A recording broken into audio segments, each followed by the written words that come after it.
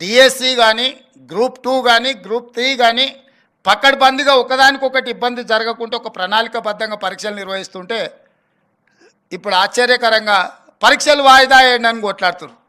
ఇంతకాలం 10 ఏళ్ళు మనం కొట్లాడింది పరీక్షలు పెట్టండి, పరీక్షలు పెడతారా లేదా, మేము ముదిరిపోతున్నాం, బెండకాయ ముదిరిపోయిన పిల్లగానికి వయసు మీద పడ్డ దేనికి పనికి రాకుండా పోతాడని ఇంతకాలం కొట్లాడి ఇప్పుడు అంటారు లేదు నువ్వు వాయిదా లేయని.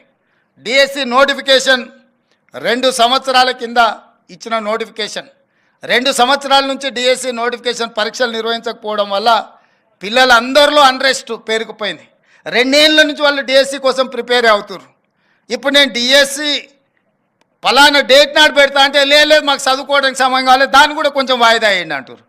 అరే రామా, 10 ఏళ్ళు నోటిఫికేషన్ రాలేదన్నారు, 2 ఏళ్ళ కింద డిఎస్సి నోటిఫికేషన్ వచ్చింది, 2 ఏళ్ళ నుంచి వాయిదాలు పడుతూనే వచ్చింది, ఈ 2 ఏళ్ళలో పిల్లలు చదువుకోలేదా? మళ్ళీ ఇప్పుడు వాయిదా వేస్తే